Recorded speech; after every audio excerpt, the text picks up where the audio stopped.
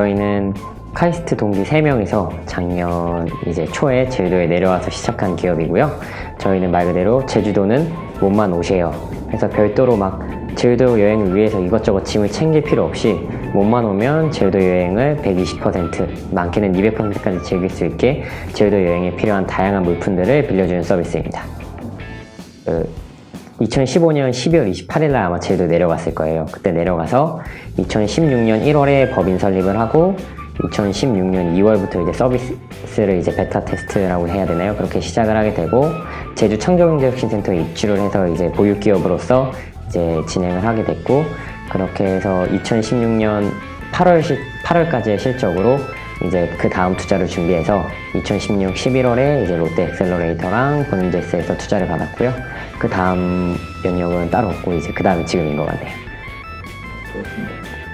저희는 제주도에 필요한 물품을 대여하고 그 대여를 기반으로 이제 사업을 하는 서비스고요. 이제 제주도에 필요한 이제 물품이라 치면 한라산 등반을 위한 등산용품이 있을 수도 있고, 지금 같은 여름철에는 이제 제주도 바다에서 스노클링이나 아니면 물놀이 하기 위한 튜브 파라솔 같은 물놀이 용품이 있을 수 있고, 또 숙소에서 놀기 좋은 뭐 전자기기, 뭐 플레이스테이션, 빔 프로젝터, 아니면 보드게임, 다음에 제주도에서 또 캠핑이 핫하거든요. 또 제주도에서 할 수 있는 캠핑이나 조리기구 같은 거를 빌려드리는 업체고요. 기존의 대여 서비스와는 다르게 온라인에서 간편하게 그냥 핸드폰 번호랑 이름만 입력하면은 바로 대여할 수 있고 결제까지 온라인상에서 가능하고요. 또 기존의 서비스와 가장 큰 차이점이라고 치면 굳이 물건을 빌리러 가지 않아도 저희가 미리 예약만 해주시면 고객님이 계신 숙소에 물건을 가져다 드리고, 고객님께서 물건을 다 사용하신 다음에 저희 오시어 이름으로 숙소에 저희 물건을 맡겨주시면 저희가 찾아가고 있어요. 그게 아마 저희 서비스 중 가장 큰 장점이자 다른 대여 서비스와의 차이점이라고 생각을 합니다.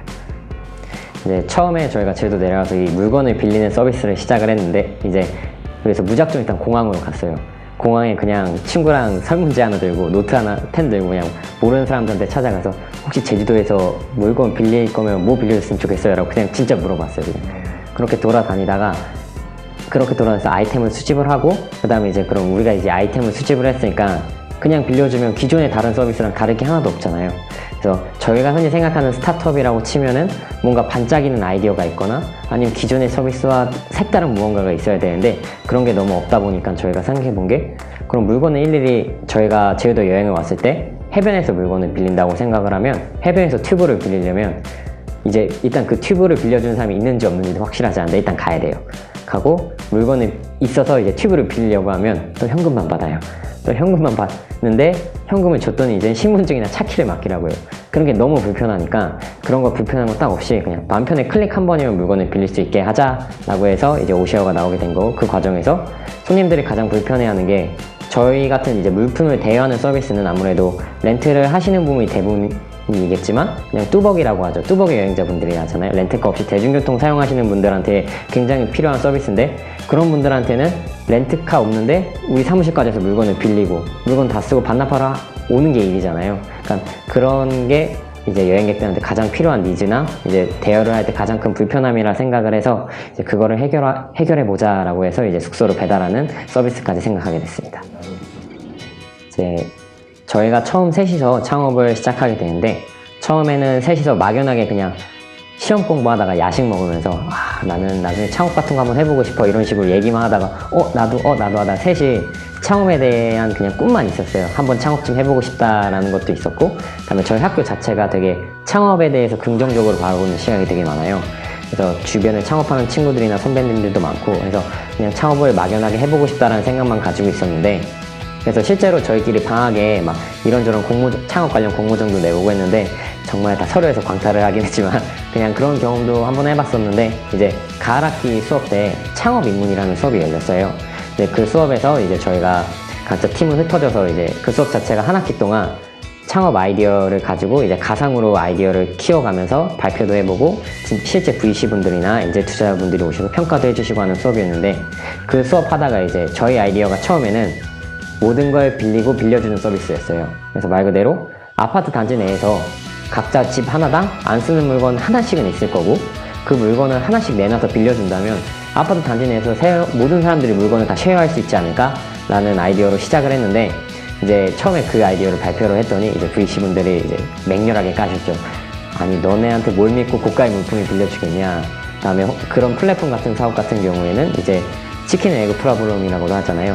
물건을 빌려줄 사람도 찾아야 되고 물건을 빌릴 사람도 찾아야 되고, 그래서 너무 초기 마케팅 비용도 세고 초반에 신뢰성도 떨어지니까 힘들지 않겠느냐라고 피드백을 받아서, 그럼 우리나라에서 물건을 가장 잘 빌려주는 곳이 어딜까? 사람들이 거리낌 없이 물건을 빌릴 곳이 어딜까라고 생각을 하게 돼서 생각한 게 관광지다. 그 다음에 우리나라 최고의 관광지는 어딜까? 그 다음에 생각되는 게 제주도였고요. 실제로 거기 평가자는 분들도 오신 분 중 한 분이 제주도에 사시는 분이세요. 그분이 이제 평가하시면서 이제 흘리는 말로 이거 나 제주도 사는데 제주도 사면 한번 될 것 같은데? 하시는 거예요. 그래서 그분이 이제 엔젤 투자를 약속해 주시면서 저희가 바로 제주도에 내려가게 됐는데, 저희 같은 경우에는 이제 주변 친구들을 많이 보게 되면, 주변 창업을 하는 친구들을 보게 되면 학교를 다니면서 창업을 하는 경우가 되게 많은데, 그런 경우는 조금 아쉬웠던 게 이제 중간고사 되면 중간고사 공부하느라고 쉬고 기말고사 되면 기말고사 공부하느라고 쉬고, 또 방학 되면 누구는 인턴 해야 돼, 누구는 해외여행 가서 계속 흐지부지 되는 경우가 많아서 우리는 제주도에 아무런 연고도 없지만 일단 내려가자, 우리는 흐지부지 되지 않게 일단 내려가자 해서 일단 내려가고 본 케이스고요. 이제 그렇게 돼서 이제 처음 제주도에 내려가게 됐고 이제 사업 오셔를 시작하게 된 것 같습니다. 그래서 친구 셋이 시작하게 된 거에서는 많은 분들이 되게 와, 친구 셋이 하니까 되게 좋겠다 이런 걸 많으시는데, 정말 좀 아이러니하지만 장점도 커뮤니케이션인데 친구 셋이 창업을 했기 때문에 일어나는 단점도 커뮤니케이션인 것 같아요. 아무래도 셋이 같이 살다 보니까 갑자기 한 밤 11시, 12시에 셋이 누웠는데 아이템에 대한 얘기를 하나 던지면 거기에 불 붙어서 새벽 한 4, 5시까지 그 얘기만 해요.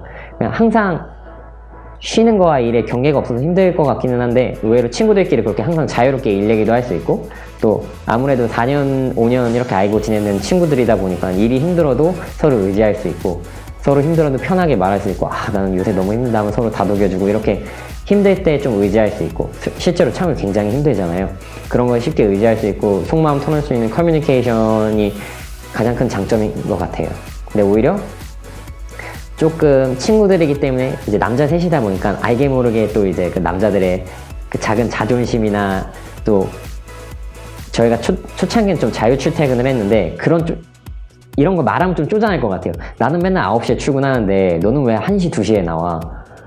약간 그런 게 되게 친구들끼리 말하기 쪼잔한 부분이잖아요. 나는 9시부터 나와서 막 10시까지 일하고 들어가는데 너는 막 1, 2시에 나왔다가 5, 6시쯤 막 게임하다가 막 10시쯤 일하다가 막 또 늦게 자고, 그럼 또 다음날 늦게 오면 아침에 또 나만 힘들게 출근하고, 이런 게 되게 어떻게 보면 쪼잔한 부분이잖아요. 그런 거를 약간 쉽게 말을 못하는 거. 왜냐면 그런 거에 괜히 말했다가 괜히 자존심에 상처가 될 수도 있고, 괜히 되게 같이 사는 친구들끼리 되게 의외로 또 그런 데에서 감정 싸움이 일어날 수도 있으니까 오히려 그런 사소한 부분 같은 걸 서로 잘 말 못하는 것 같아요. 그래서 그런 부분을 해결하고자 저희가 이제 월요일마다 정기회의를 해서 파트별로 경영 파트는 이런 걸 할 거다, 디자인 파트는 뭐 이런 거 할 거다, 이렇게 각 팀마다 일주일짜리 아젠다를 좀 말해주고 서로의 피드백을 받고, 또 서로가 서로에게 이런 거 좀 지켜주자, 아니면 회사 규칙으로 출근은 몇 시까지 늦어도 하자, 이런 거를 좀 정하면서 해결하게 되는 것 같아요.